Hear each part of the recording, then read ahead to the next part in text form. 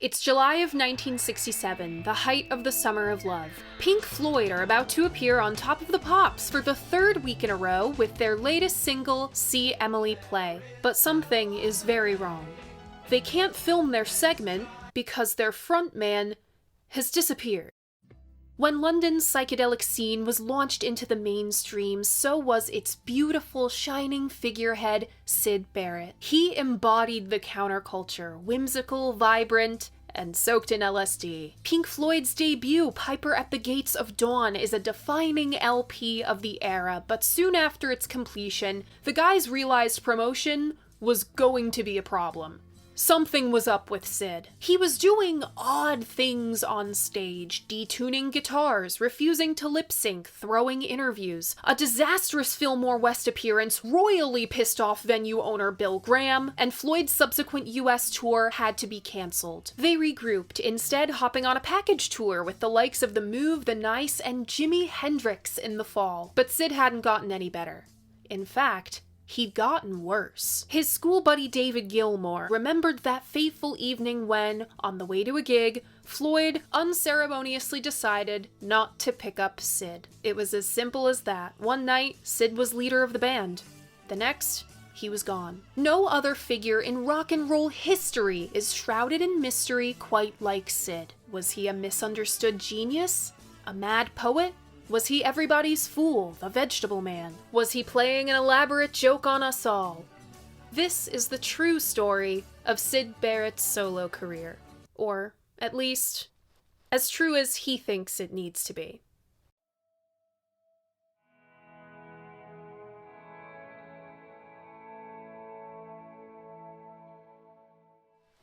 So welcome back, or welcome if this is your first time here. I'm Abby, and Vinyl Monday is the who, what, when, where, why, and how do I feel about classic albums in my collection. If deep dives aren't your thing, don't worry. I also do Vinyl Monday in 60 seconds, here on my channel, over on my Instagram, as well as TikTok. Here we are! The Vinyl Monday mid-season special. We are officially halfway through season 4. This has been one of my most requested episodes, and I finally have the means to do it, and do it properly. I really hope to do this properly. This is, there's a lot riding on this episode, because I admire this artist so much, and there's so much to talk about with him. This week's album is Syd Barrett, The Madcap Laughs, and Barrett, aka Syd Barrett. This is a bit of a first in Vinyl Monday history, a 2-album package. Madcap is on disc 1 and Barrett on disc 2. Save for film soundtracks and the odd live album, I tend to keep Vinyl Monday to studio albums. Canon, if you will. A very special case for a very special episode. Congrats if you guessed this one. Remember, if you want to play along, all you gotta do is check out my Posts tab. That's where I post my hints to what the next album is gonna be. I make announcements, I host polls. You can find all of that on my channel. And if you so choose, you can always read the written versions of my reviews on my website, linked in the description. This one will be a twofer. Alright, let's take the plastic off. If you were an American Syd Barrett devotee in the 1970s, you either would have had to import both of his albums, quite pricey, collect his stuff across various bootlegs of dodgy sound quality, or wait for this to come out. This self-titled album was the first stateside issue of either one of Syd's solo albums. My specific copy is a French reissue. This was part of Harvest's Heritage series. So this is kind of a roundabout situation, right? A European issue of an American package album of 2 albums that were already out in Europe. But enough of the specs, let's talk about this cover art. The Syd Barrett self-titled cover was photographed and designed by Hypnosis. This right here is my favorite photo of Syd. It's pretty grainy on my copy, but I'll insert a clearer version here. Syd looks comfortable in his apartment, surrounded by his paintings, including the iconic stripes on his floor. And whatever was on the floor when he picked up the paintbrush, Syd didn't bother to sweep. Friends of his have given differing accounts of their true color, either orange and blue, orange and purple, or red and green. Whatever they were, they inspired Mick Rock and Storm Thorgerson when photographing photographing the Madcap Laughs art. Storm added this white border, he was obsessed with adding borders to things at this time, as well as the plum, orange, and matchbox. These items reference a pretty major piece of Syd lore. Apparently on his first acid trip, he had these 3 items on him. On the back cover, we have my other favorite photo of Syd. This is my lock screen on my phone, with the full track listing. Opening up the gatefold we have designed by Richard Evans. It's a collage of news headlines and photos, including Storm and Mick's shots from Madcap. We will talk more about this shoot in the next chapter. On the first record of R2, the Madcap Laughs, we of course have the man of the hour, Syd Barrett. On vocals, guitar, and serving as principal songwriter. He's backed by ex-bandmate David Gilmour on 12-string guitar and bass. He also plays the drums on Octopus. Mike Ratledge, Hugh Hopper, and Robert Wyatt of Soft Machine play keys, bass, and drums respectively. Willie Wilson of David's old band Joker's Wild take up main duty on drums. The Madcap Laughs was produced by... oh dear. Yeah, we better roll transition to make sense of all that.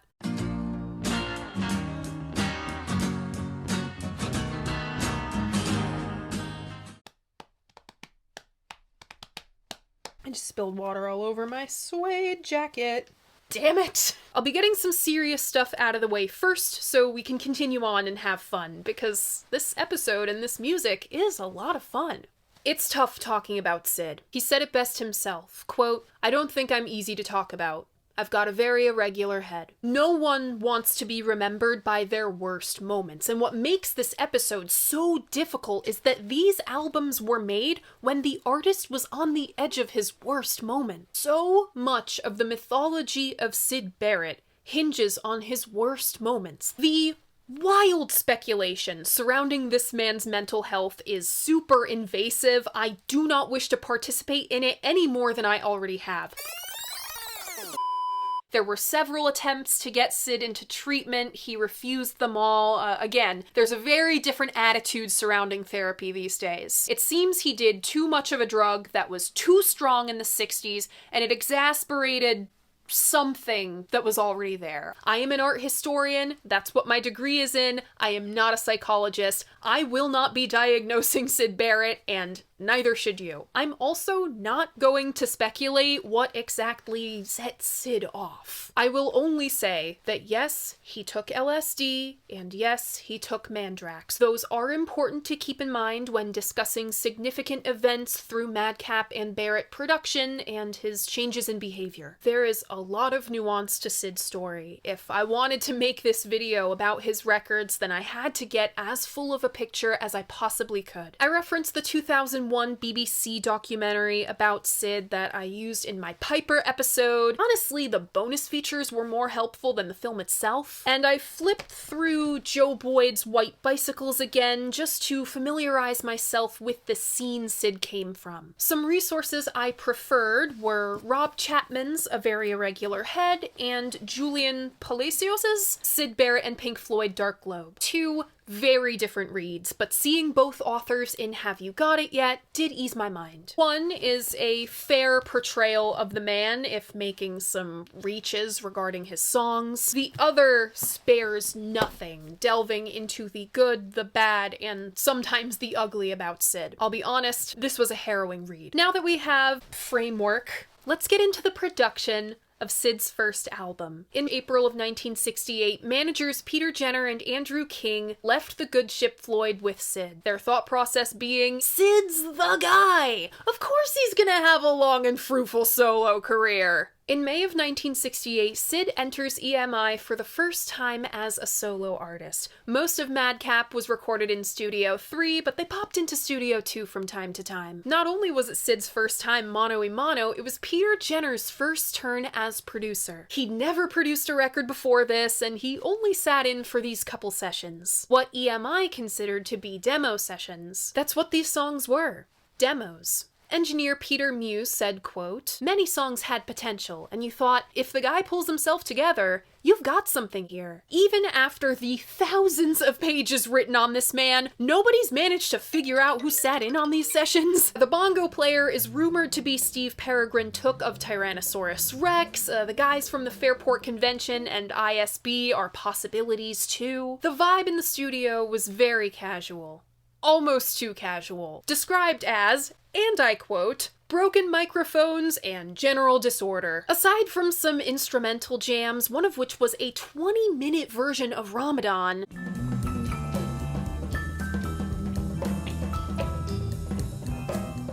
nothing really came of these sessions, except for Golden Hair. This song was reflective of a greater shift happening in music between 1967 and 68, which I've talked about ad nauseum on this channel. Like other visionaries of the time, Syd was tuned into this shift. He traded listening to Love for John Wesley Harding. I have both of these records. At my ripe old age of yesterday, I learned that Interstellar Overdrive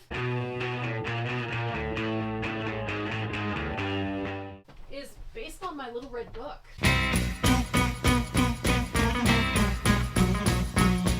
There must be some kind of way out of here. Send the Joker to the thief. Oh God. He traded listening to Love for John Wesley Harding. When the White Album came out in November, he was spinning that, especially John's contributions. And he was always a big fan of the Beach Boys. About Golden Hair, Peter Jenner said, quote, "That was a song you would build an album around." And that's basically what happened. It was back to basics, but no less atmospheric.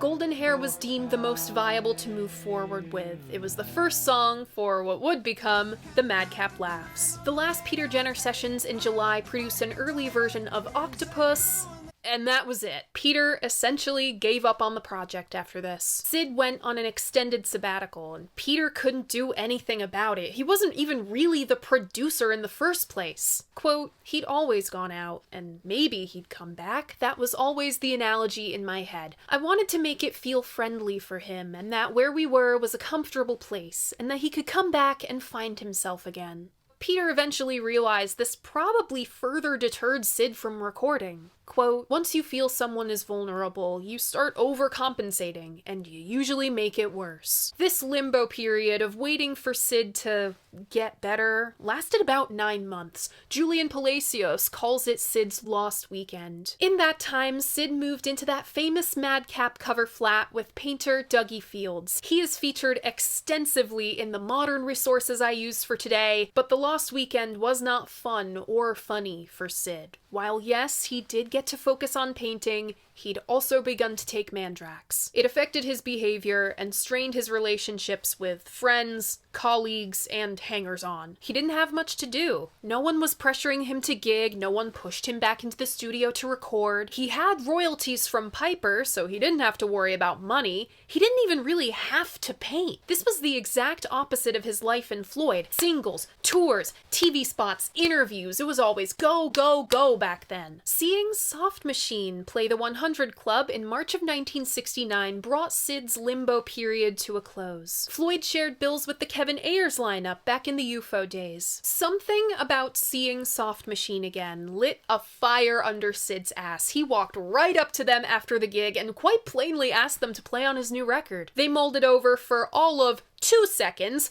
then agreed. This is the guy from Pink Floyd. Of course his solo record's gonna be huge. The very next day, Syd called up EMI asking for studio time, and he brought a lot of new songs in with him. Terrapin, No Good Trying, Love You, No Man's Land, Dark Globe, and Opal with an A. Some bloke at the studio misspelled it. Here I Go was also presented. Syd wrote this one back in 1966, I think. It was on his demo for Joe Boyd, originally meant for the Purple Gang to sing. Malcolm Jones became producer number 2. He wasn't supposed to be producer number 2 at all. He tried to get Norman Smith and Joe Boyd. Norman was perfectly happy not to, considering how he and Syd butt heads during Piper and Saucerful sessions. Joe, on the other hand, was all tied up with Witch Season productions, so Madcap was just kinda left to Malcolm. He met up with Syd to listen to the Peter Jenner sessions. They mutually decided Golden Hair and Octopus were the way to go. At some point before the Soft Machine came in, Malcolm was out sick, and Syd oversaw the transfer of songs from Fortune track to 8-track, making him producer number 2.5. Soft Machine was booked for all of one session. They recorded No Good Trying and Love You and nothing else. Syd's material was kind of recorded topsy-turvy. Instead of doing the backing tracks first and having Syd layer in his vocals later, the final arrangement was built around what Syd sang and played first. Syd was prone to changing his mind from take to take. He rarely played anything the same way twice. Overall, Malcolm remembered Syd as easy to record with. He was, quote, in a great mood and in fine form, a stark contrast to the rumors and stories I'd been fed. In one especially productive session, he knocked out the harmony vocals on Golden Hair, some overdubbing, and one-take wonder Terrapin. But come June of 1969, Malcolm was ousted from the project. Syd's ex-bandmates, David Gilmour and Roger Waters, become producers 3 and 4. Roger was really producer number 3.5. He only oversaw one session. Malcolm still has a thorn in his side about all of this. He swears up and down that he was wrongfully ousted from the project. Maybe he was. It sounds like he would have stayed committed to Madcap to the end. At the same time, EMI saw the bill from his sessions and threatened to can the whole thing. According to David, quote, we were told that EMI had spent too much time and money on it and it was a long way from completion. An extension was negotiated on the basis that we got it finished in double quick time. That meant not spending any money. How long was that extension exactly? 3 days? David described it as, quote, pretty torturous. We had very little time. Syd was very difficult. We got that very frustrated feeling. Look, it's your fucking career, mate. Why don't you get your finger out and do something? The guy was in trouble, and was a close friend for many years before then, so it, meaning finishing the record, was really the least one could do. Recording Madcap was finished in July of '69, with new songs She Took a Long Cold Look, Feel, and If It's in You. As for that famous cover shoot, the mysterious Iggy just happened to be running around naked, as Mick Rock phrased it. Her name is actually Evelyn, and she was Syd's live-in girlfriend. Very loose usage of that term. And according to her, the paint job on the floor wasn't done yet the morning of the shoot. Quote, he jumped off the mattress and said, quick, grab a paintbrush. He did one stripe, and I did another. If you ask me, Iggy's account tracks. If you look very closely at the outtakes, she's got wet paint on her feet. In regards to the look I have referenced today, Iggy put a bit of her eyeliner on Syd, and he just threw on whatever clothes were closest, which happened to be his brown wool coat and paint-splattered pink velvet pants. He threw on white color-blocked boots. I think his ex-girlfriend Lindsay had these made for him, to head outside, where he's photographed with his Pontiac. Apparently it was once owned by Mickey Finn. It was originally pink. I think it was repainted blue. Unsure if Syd was the one to do it. He never drove it, hence all the dirt, and the city towed it about a week after these were taken. Everyone had a blast during this shoot. Syd was in good spirits. About that day, Mick said, quote, Syd liked to laugh. Sometimes he laughed at a shared joke or an insight. Sometimes he laughed just for the hell of it. But believe me, this Madcap liked to laugh. Because Floyd were busy touring through September, October, and November, mixing the record was broken up in several 2-hour blocks across 4 more months. At some point, David Gilmour misheard the lyric, "The Mad Cat laughed at the man on the border," as "The Madcap laughs at the man on the border." The track listing of "The Madcap Laughs" goes as follows. Opening up side 1, we have Terrapin, followed by No Good Trying. Then Love You, next No Man's Land, then Dark Globe, and side 1 closes with Here I Go. Opening up side 2, we have Octopus, followed by Golden Hair.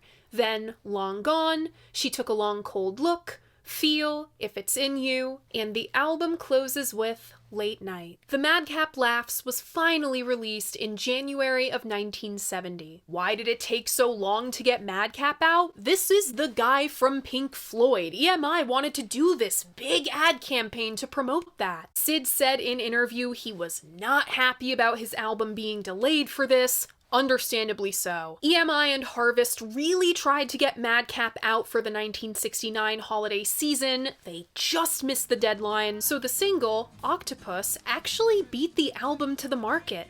Syd, of course, did the art. Chris Welch of Melody Maker conducted an interview with Syd just after Madcap's release. It was published in the January 31st issue. It's worth noting the photographer for this interview, Barry Wenzel, recalled Syd locking himself in a room. Syd locked himself in rooms semi-often through this point in his career. This kind of transformed into the outlandish myth that his friends would lock him in cabinets, whether out of paranoia or just needing a moment of peace away from all of the people drifting through his apartment at all hours of the day.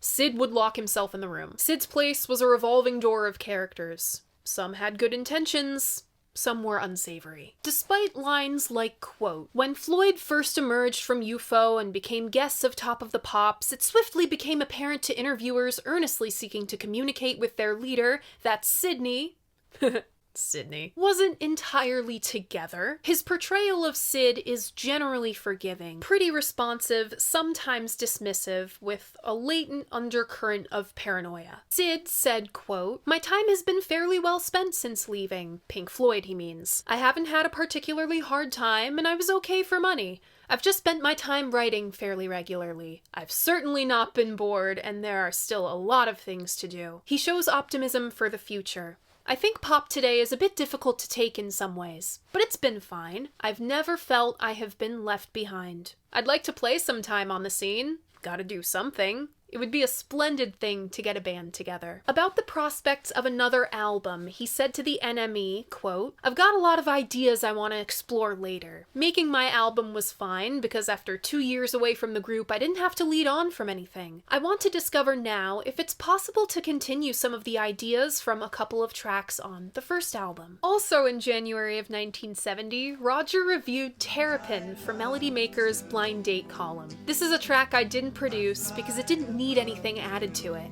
Terrapin makes everything else you have played me look sick and silly. I think that this is beautiful. Don't take this off. I'm going to listen to it the whole way through. I think that this is a great song." Syd summed up his feelings on Madcap with the following. "Yes, it's quite nice, but I'd be very surprised if it did anything if I were to drop dead." If I were to drop dead.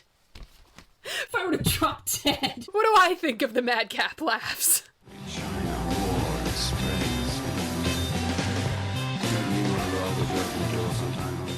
You feel me? I feel woozy when I stand up. It's a curse.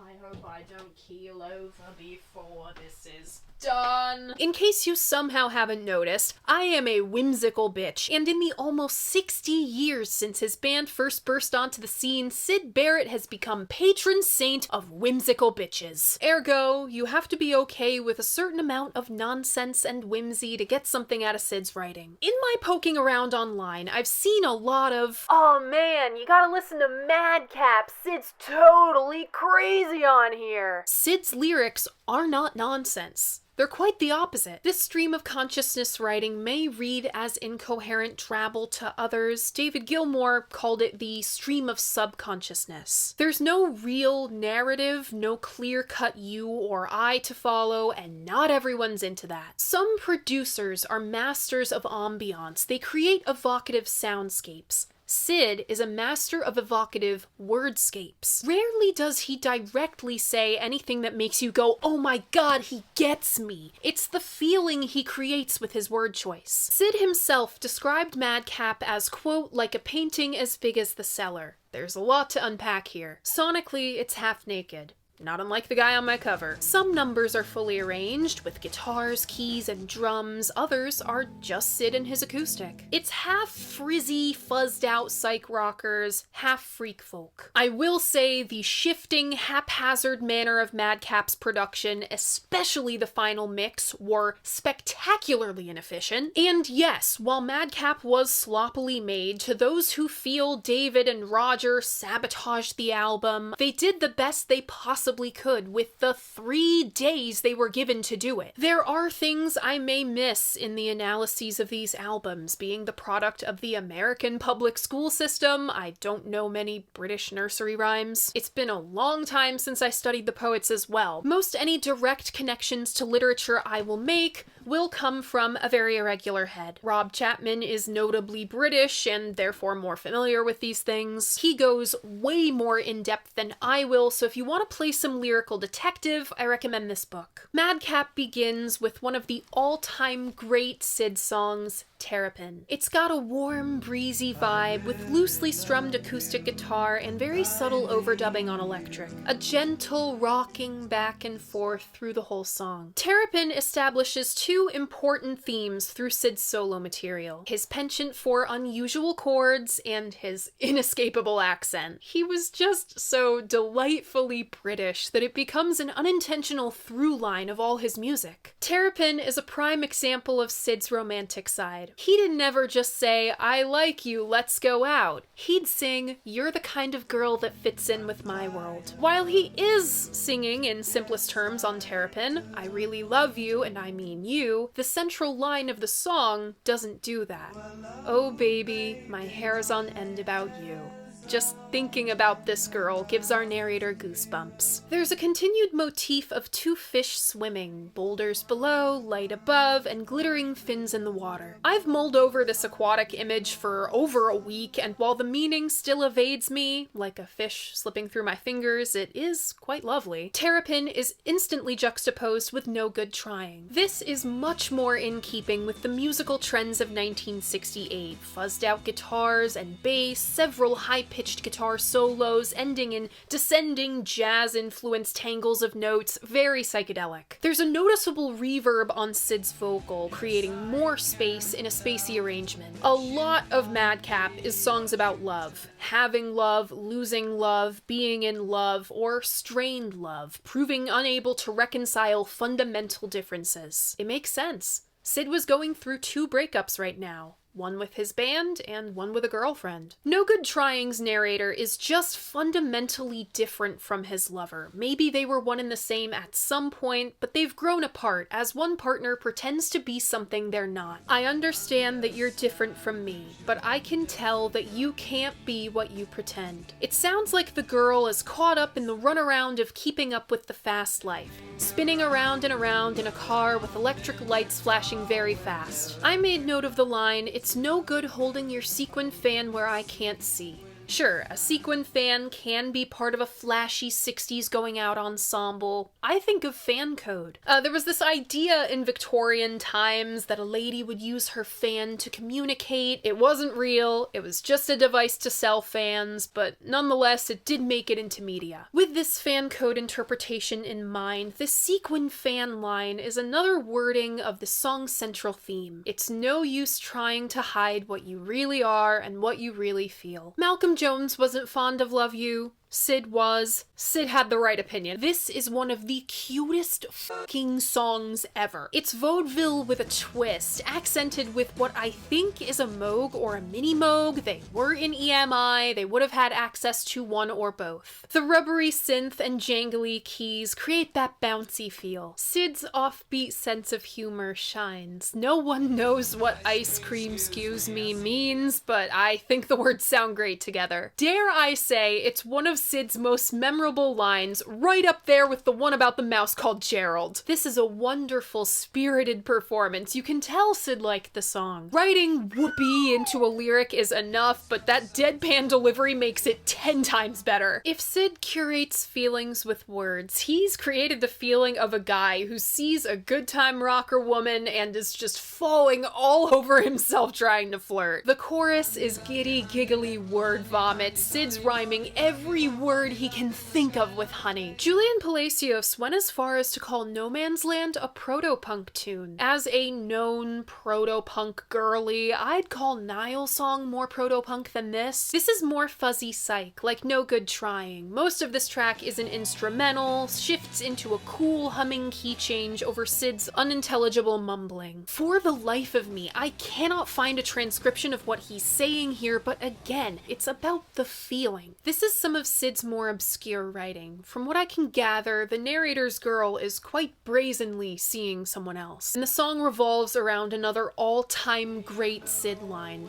we awful crawl. Dark Globe is a killer. I'm shocked to learn it dates all the way back to 1965 because it feels so on the nose for Syd's situation at the time of recording Madcap. With goofier songs like Love You, a listener can forget that this was a tenuous time for the artist. I don't want to romanticize a man in crisis one bit, but it's hard not to feel him walking a tightrope between genius and oblivion. Dark Globe is the moment where he wobbles on the tightrope and your heart stops. Dark Globe might just break the fourth wall, directly addressing all of us in the distant future, reliving his very public decline. It's uncomfortably close. I feel like I'm hearing something I shouldn't be. Oh, where are you now, pussy willow that smiled on this leaf? His voice is rubbed raw, harsh as he wails, my head kissed the ground, I was half the way down. He wrings every last drop of breath out of please before pleading,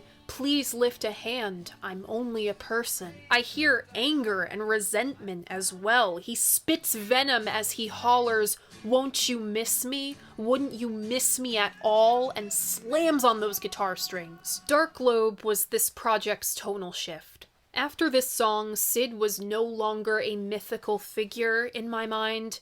He was a man. And to follow that up with Here I Go, a sweet little song about a pop star's girlfriend leaving him so he goes off and dates her sister. That is emotional devastation on par with Without You, followed by the goddamn Coconut song. Last week with Nilsson Schmilsson, we talked a lot about Harry's sense of humor. He'd undercut vulnerability with a punchline. Just like that sequencing choice. Putting Here I Go, where the narrator calls his ex's dancing bad and makes ego-stroking quips like, kinda catchy. After something so deeply confessional as Dark Globe kinda does the same thing. I'm not sure how much control Syd had over the sequencing of his records, but I like to think this creative choice was a reference to his sense of humor and not a joke at his expense. Side 2 opens with Octopus. Entire essays have been written about this one. No, really. Paul Belbin wrote an entire essay called Untangling the Octopus. All I could find online was Julian Palacios' extended version, not the original essay. It is a bummer, but if you want to go line by line through this song, that essay will be linked in the description. Syd was proud of this song. Quote, I carried that about in my head for about 6 months before I actually wrote it, so maybe that's why it came out so well. He had reason to be proud. He combines nods to Shakespeare with British nursery rhymes, poems, limericks, literary references, even fairground rides. Syd's creativity most certainly did not atrophy after Floyd. He is flexing hard on Octopus. Not just any writer can make dream dragons, little minute gongs, and grasshoppers catchy, but I've found random lines from this thing pop into my head when I least expect it. Musically, Octopus presents another quintessential Sydism, the buoyancy of his melodies. Heave and ho, up, down, to and fro. And Chris Welch was right, Syd does screw with the time sig on Octopus. He'll throw in an extra beat and the drums have to regain their bearings. I think we've all misheard that lyric as some variation of the Madcap laughed at some point. David Gilmour, you are forgiven for mishearing it. Being a known slow dive girly, I have vested interest in Golden Hair. Collectively lauded as one of Syd's all-time greatest songs, he adapted these lyrics from a James Joyce poem. Hearing the original, the humming organ drone, reverb-soaked vocal, drums and vibraphone occasionally peeking through the haze,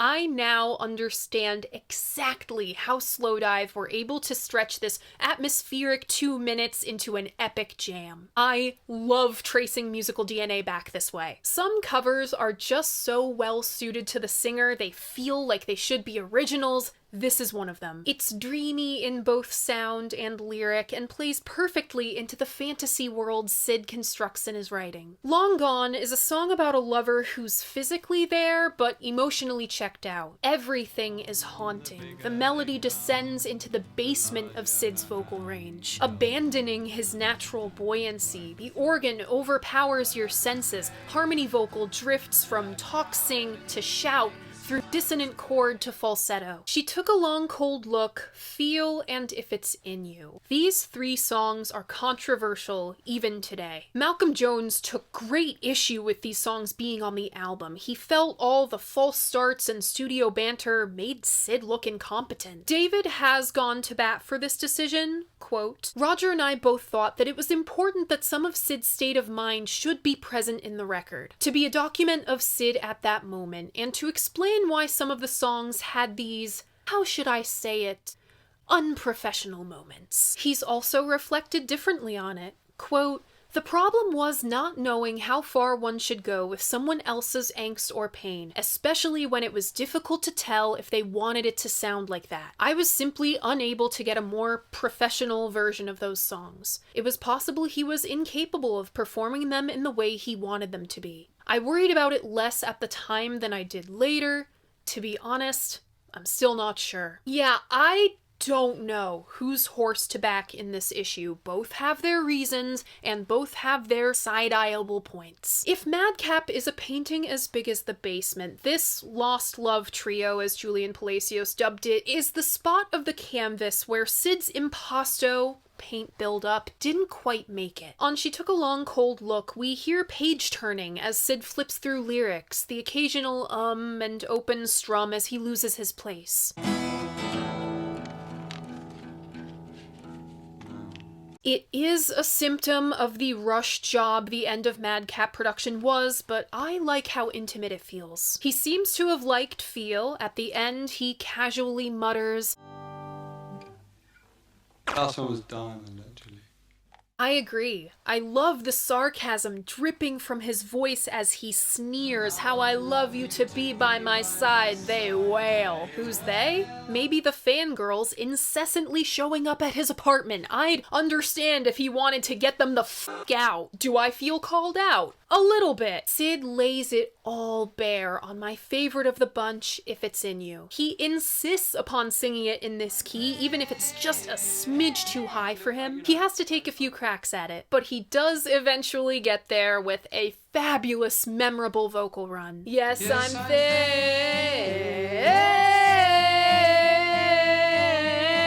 Yes, I am. Dating back to 1965, Late Night is kind of a funny closer after these few naturalistic tracks. The arrangement is fuller, but it's got a relaxed vibe. David's slide guitar stretches wide arcs over Syd's lyrics of, again, lost love. The narrator wakes up one morning, or night, ruminating on the girl no longer sleeping by his side, but he's got one last flickering hope that they'll reunite. This was how I got reacquainted with Syd's writing quirks and really got to know how he made music on his own. Without much interference from Floyd, we can't really say the same for the next LP. Overall, I had a wonderful time listening to Madcap. I got more re-listens out of this disc of the two, despite the truly harrowing moments on this album. As a whole, it was more palatable. Half the fun of Madcap is Syd's musical prowess, his melody and lyric crafting, and entirely singular guitar playing style. The other half is his uniqueness. There were plenty of cats through the 80s, 90s, and 2000s who tried to imitate what Syd did here, but there's no use in trying,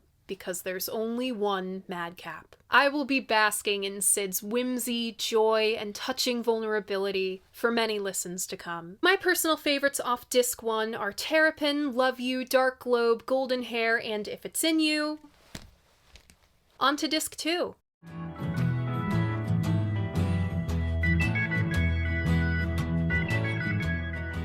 Pathé macaroni? Oh my god. Oh my god, Pathé Marconi. On Barrett, we of course have Syd Barrett providing lead vocals, guitar, and serving as principal songwriter. He's joined once again by David Gilmour on 12-string guitar, slide, bass, and some organ and drums. He's not the only member of Floyd on this record. Rick Wright contributes keys, harmonium, and Celeste. We have return appearances by Hugh Hopper and Willie Wilson, with Jerry Shirley of Humble Pie on drums. drums. I guess you could classify all these guys as special guests, but the only one I filed under this title was Vic Saywell playing tuba on Effervescing Elephant. Barrett was produced by David Gilmour and Rick Wright. In order to properly explain the origins of Barrett, we're gonna have to go back in the timeline a little bit. Just before Madcap's completion, in July of 1969, Syd took a trip to Spain. He nearly missed his flight running onto the tarmac to chase the plane as it taxied to the runway. Is that the guy from Pink Floyd? Didn't he write a song about a gnome? I quite like that one. Hey, you think we should radio the pilot? And they hauled out the air stairs again, just for him. When he landed in Ibiza, who happened to be there but Aubrey Powell and some of his friends? He wound up in Formentera, where he revived his creativity. There, he wrote Wined and Dined, the first song for what would become Barrett. But it wasn't the oldest song on the album. Effervescing Elephant dates back to like 1965, even 64. Syd also yeeted out to Isle of Wight with a girlfriend. There's a striking photo of him in the crowd. No matter where he is or what he looks like, your eye always goes straight to him. Insert the Madcap release stuff here. Syd floated in and out of his publisher's office just to hang out, saying hello and goodbye to whoever was working. Secretary Cora Barnes remembers him being a sweetie, always up for a cup of coffee and never explaining why he was there. Just after Madcap's release in January, Syd played session man for Soft Machine's very own Syd Barrett, Kevin Ayers. His guitar track for Singing a Song in the Morning wasn't used, but his playing style most definitely was. Around this time, EMI calculated that Madcap sold well enough and ordered a follow-up. Syd returned to the studio in February, recording Maisie first. On the 24th of that month, him and David Gilmour and Rick Wright played a John Peel session. They played Effervescing Elephant, early versions of Baby Lemonade and Gigolo on, and I mean very early versions. Like, the lyrics for Gigolo on weren't even done yet.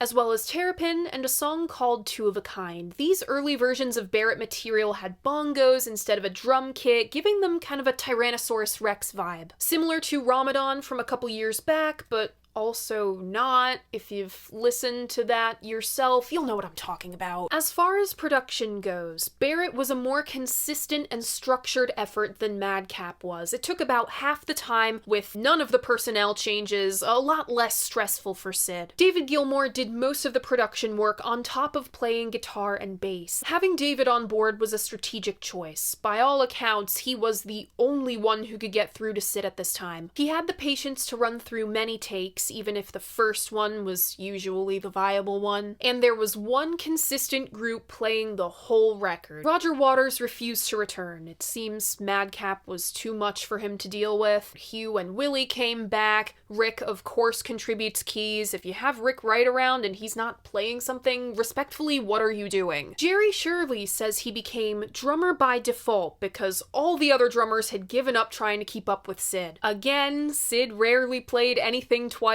That's just how he worked, even in the Piper days. In interview with the Pink Floyd and Syd Barrett story director John Edgington, Jerry describes in great detail how Barrett production went. This time around, either they'd use the topsy-turvy method, having Syd cut his tracks first and then David directing the rest of the band for the backing track. Other times David would play detective, building arrangements around Syd's demos. Dominoes is an example of this. While Barrett production was more organized than Madcap, the timeline was just as messy. Production had to stop and start a lot due to scheduling conflicts with Pink Floyd. Barrett production almost perfectly coincided with Atom Heart Mother. Production paused in the spring so Floyd could go on tour in the States. Rick described making Barrett as, quote, interesting, but extremely difficult. It was just trying to help Syd any way we could, rather than worrying about getting the best guitar sound. You could forget about that. It was just going into the studio and trying to get him to sing. If it bears repeating, Syd was not doing well at this time. Some days were great, like when they cut Gigolo on, but without too many gritty details, as I feel it would be disrespectful.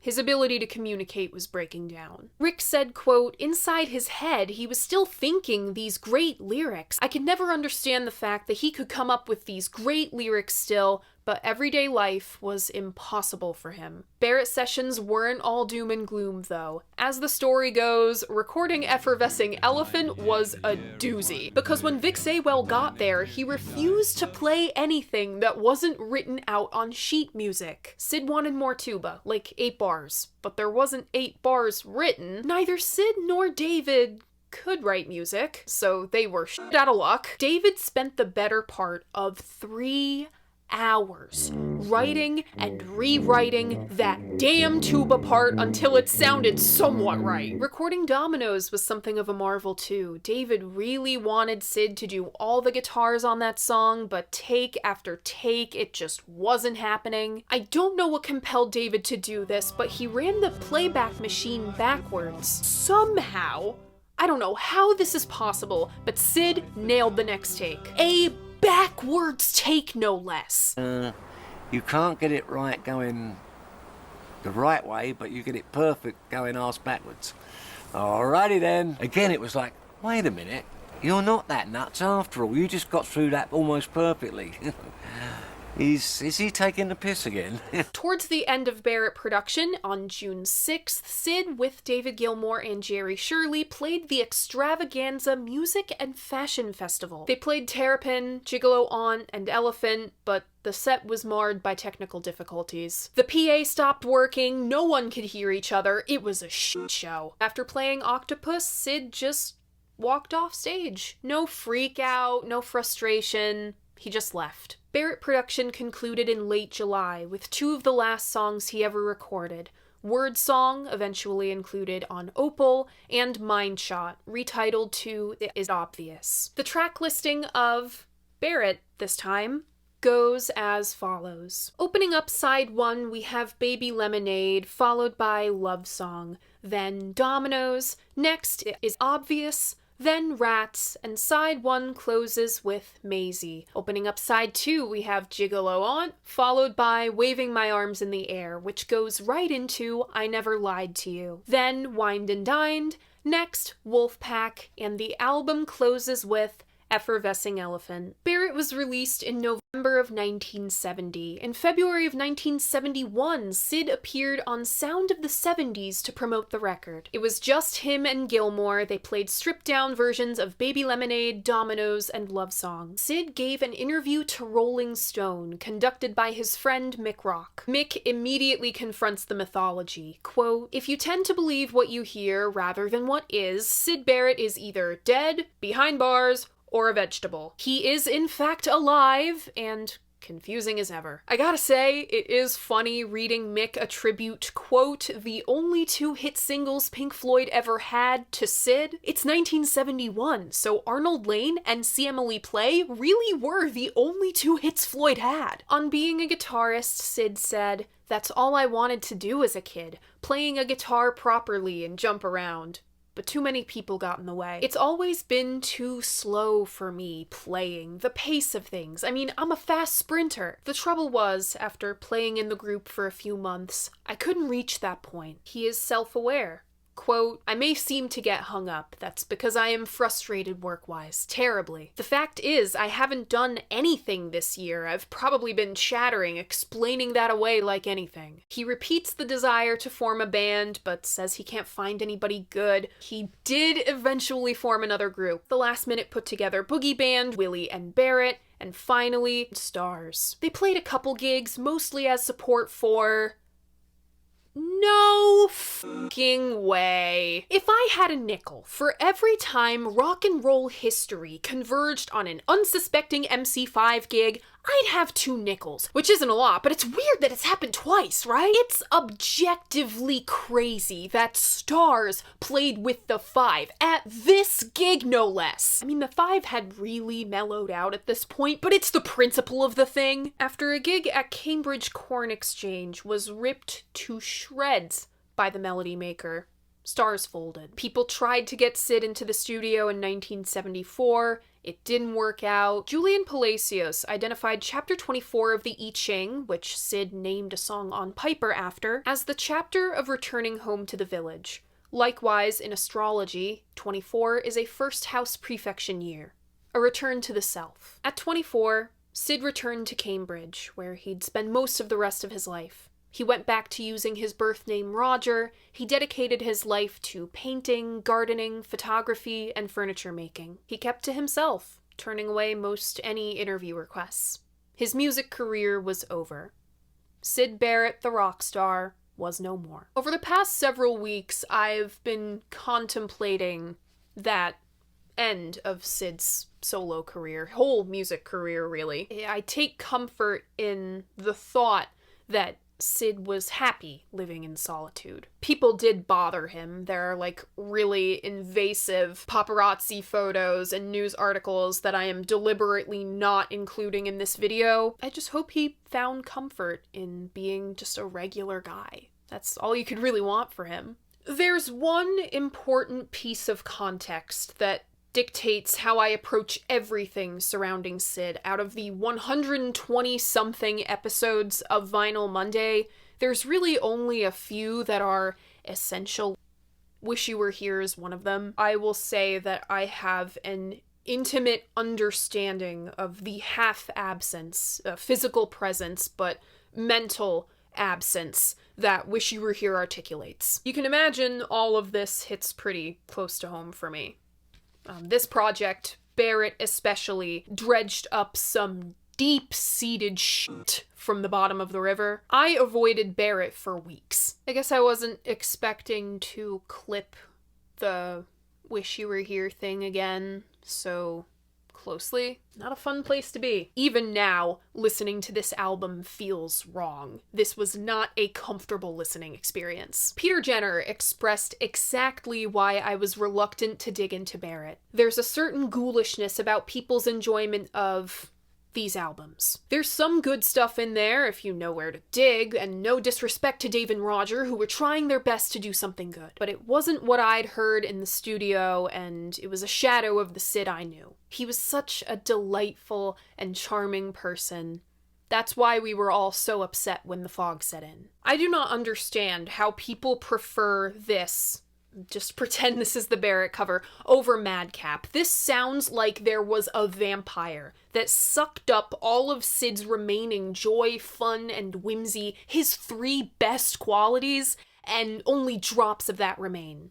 Dominoes, Elephant, etc. There's a cognitive dissonance within this album. The same band plays the whole way through, so it is more sonically cohesive than Madcap. The instrumentation is fleshed out, bringing more dimension to the material. The music tries so hard to bring the lyrics and delivery alive. Sometimes it works, sometimes everything is alive at once. Barrett has some of Syd's best work, but you've also got stuff that sounds like a dirge. According to Jerry Shirley, quote, "Other than Dylan and Lennon, there wasn't a whole lot of people writing from the abstract, using words for words' sake. That's the key of Syd's writing. As we heard in Madcap, that's what makes his writing special. Baby Lemonade is quite abstract, but the imagery is no less haunting. Really allow yourself to feel the images Syd presents in these lines. In the sad town, cold iron hands clap the party of clowns outside. I can't put my finger on what the central plea of Please, Please Baby Lemonade is meant to get at, but I can tell you it's bittersweet. Baby, sweet, lemonade, sour. Later, you're nice to me like ice.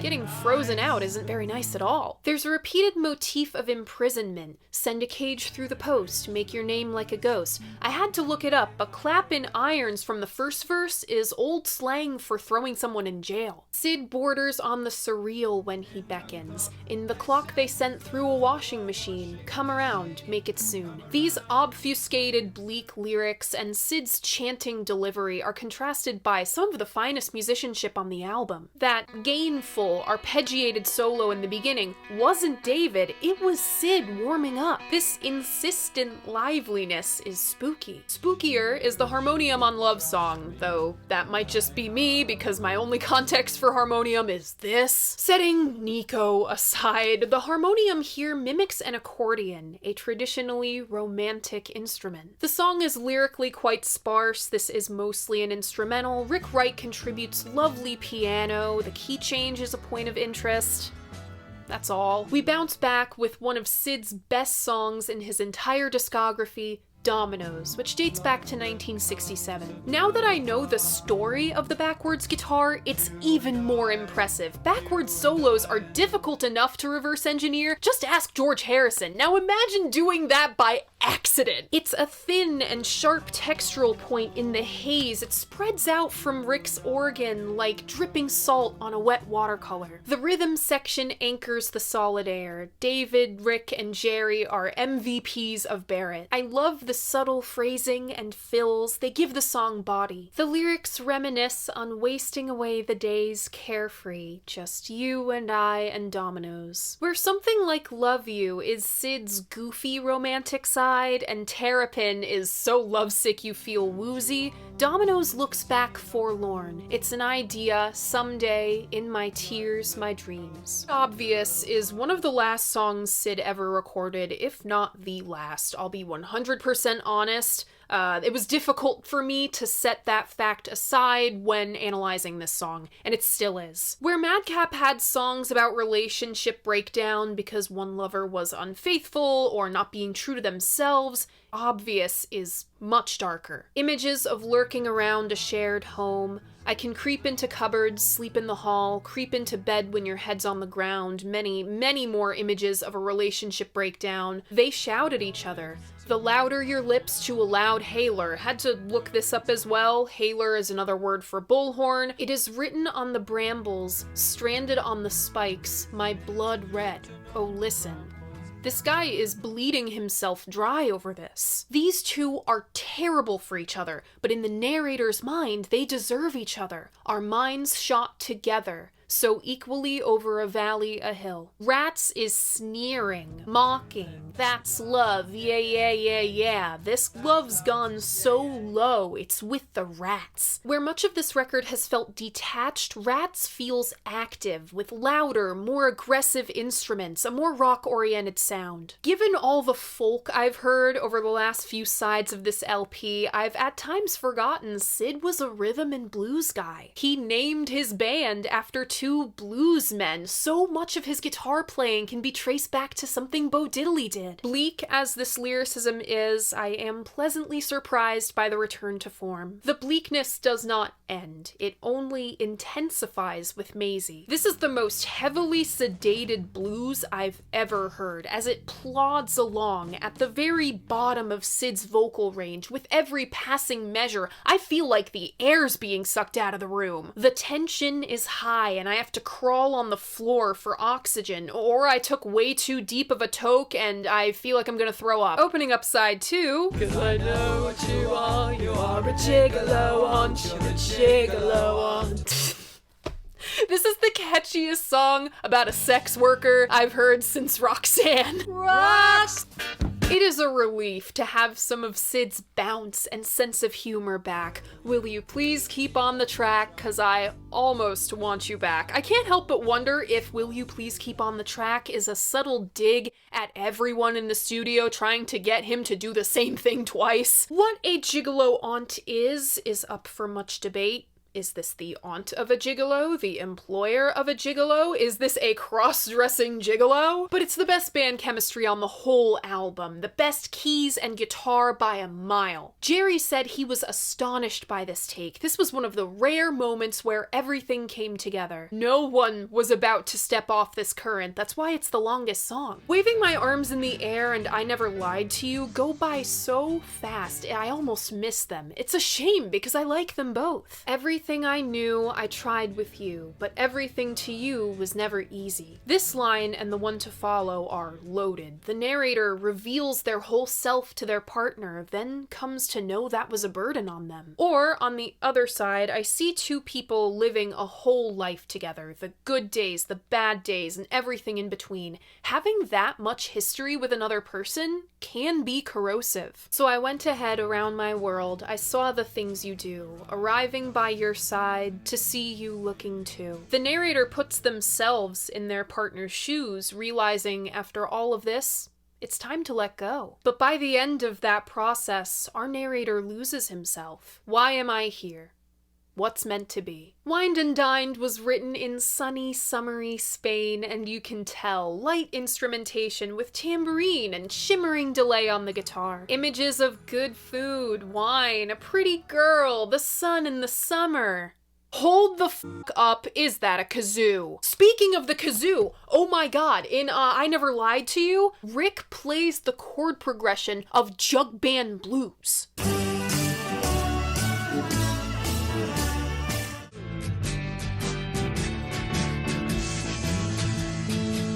I swear to God! Wolfpack was another one of Syd's favorites, possessing an assertiveness and ferocity unique within this album's cuts. Feedback? I thought I'd never hear you again! I was wondering if we would ever hear Syd's fabulous higher range ever again. I'm thankful to hear him stretch himself to these heights one last time. Magnesium, proverbs, and sobs. That is some expert level word assemblage. Maisie was menacing like this, but more outwardly insidious. Effervescing Elephant is one of Syd's oldest songs, dating back as far as 1964. Like Michelle was Paul McCartney's party song, Elephant was Syd's. Finally, after 35 minutes of the awful, awful crawl, the whimsy has returned, in the form of Carnival of the Animals.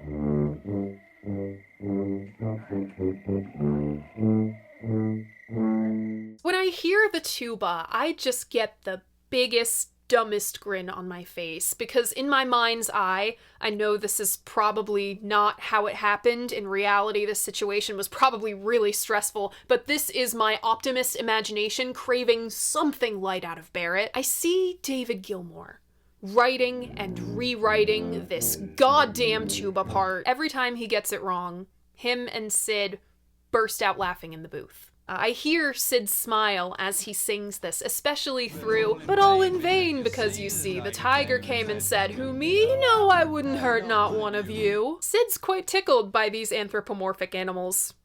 I am too. I miss this Syd. God bless David Gilmour.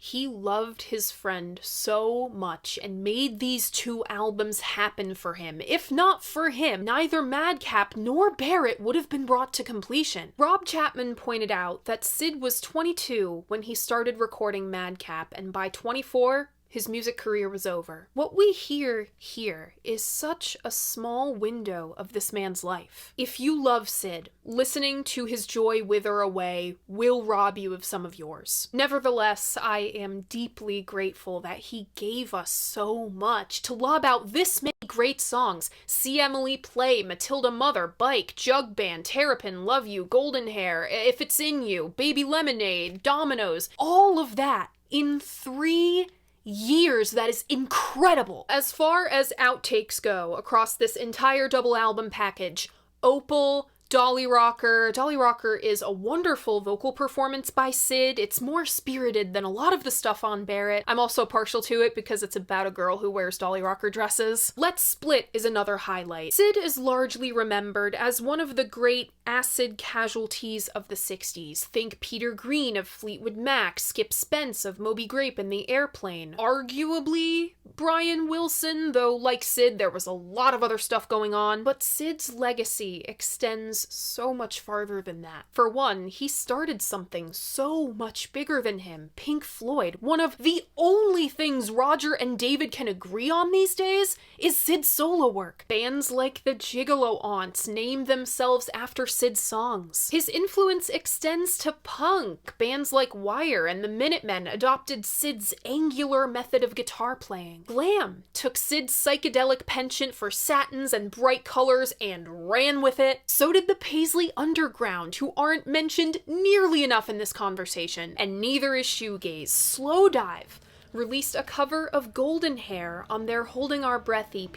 Every set they played in their original run, and nearly every set since they reunited, they've closed with Golden Hair. That's a 35-year legacy in and of itself. We can't forget Britpop. Graham Coxon of Blur is an outspoken Syd devotee, to the point at which he wrote the foreword of A Very Irregular Head. And Syd had a cult following in the indie pop boom of the 2000s. Andrew Van Weingarten is in Have You Got It Yet? And I might get heat for this, but I hear Syd's rawer moments in Neutral Milk Hotel. This soft-spoken Cambridge boy turned rock star turned painter cast quite a long shadow. Nearly 60 years down the line, we are still contemplating Syd. It's not hard to see why. He was smart, sociable, likable, interesting, talented in multiple disciplines, attractive. He had the world in the palm of his hand. In life, I believe there are spells you don't know you cast. Even in death, Syd is magnetic. He's still a person you just want to know about. And at the same time, he was just a normal guy, just like you or me. When people make you out to be some psychedelic messiah, of course you're gonna falter. And as Angus on TikTok identified, when you take that much acid and that many pills in such a short time before your frontal lobe is fully developed, there's only one way that's gonna go. No man is infallible, not even the mighty Syd. A user called Ricochet on the Prague Archives said this in their Madcap review, quote, "Nobody just starts listening to a Syd Barrett album for the heck of it.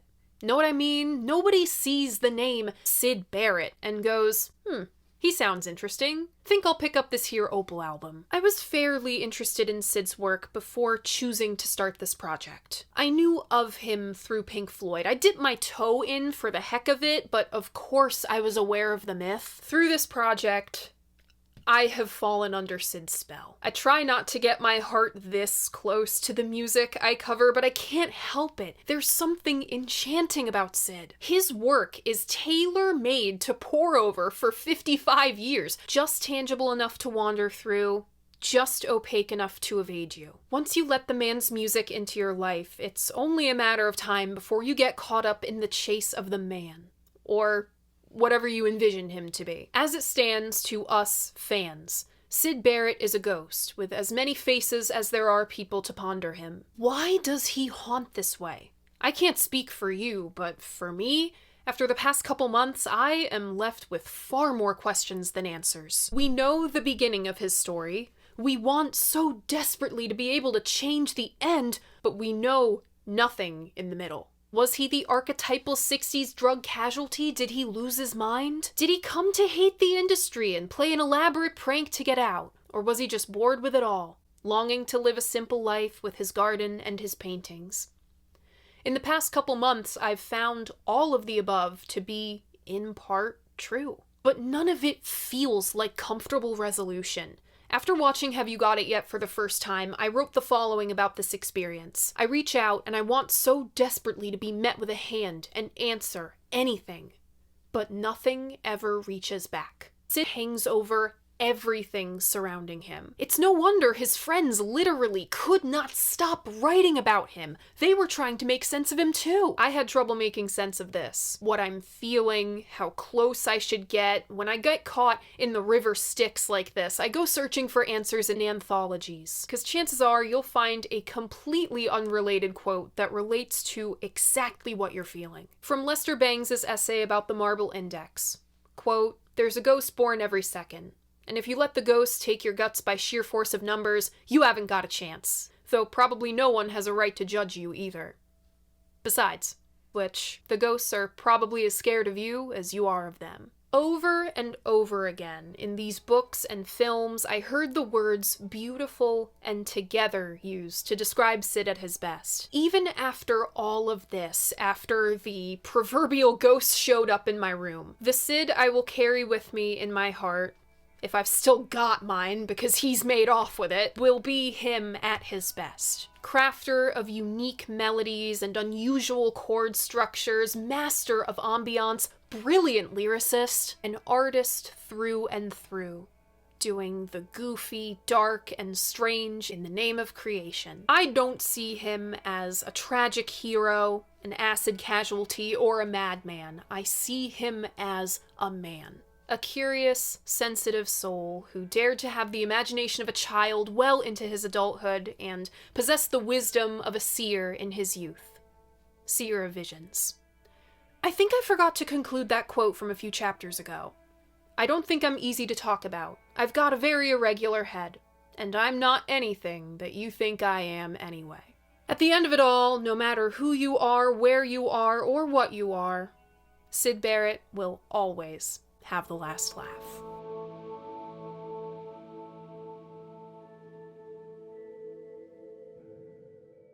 My personal favorites off Barrett are Baby Lemonade, Gigolo Aunt Wolfpack, and Effervescing Elephant. Remember, if you want to keep up with all of my favorites from all of the Vinyl Mondays, I have a Spotify playlist linked in my description. I update it every week. And that's it. That's Syd Barrett's solo albums. As much of a whirlpool as this project has been, I'm glad I finally went here. This was the most musically and personally demanding episode I've made in years, and the most invested I've been in a project in a while, and this project has opened my mind to potentially revisiting Wish You Were Here. Not in a video. I am never getting in front of a camera and talking about that record again. F*** all that mess. But I did start writing last week. Is that another goddamn airplane?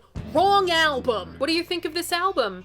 What do you think of these albums? What do you think of Syd Barrett? Leave a comment letting me know. I love hearing what you guys have to say about albums that I love. And remember, despite what some guy on the internet says, your opinion matters. If you like what I do here, you should like this video and subscribe to my channel. I post new episodes of Vinyl Monday, Mondays at 11, and a new episode of the Dolls podcast every other Friday at noon. Thank you so much for watching, and I'll see you guys next week.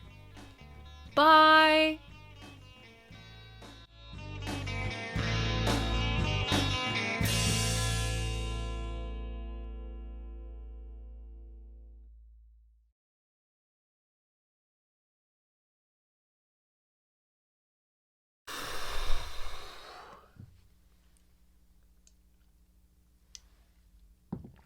I am glad that's over. He ate the elephant.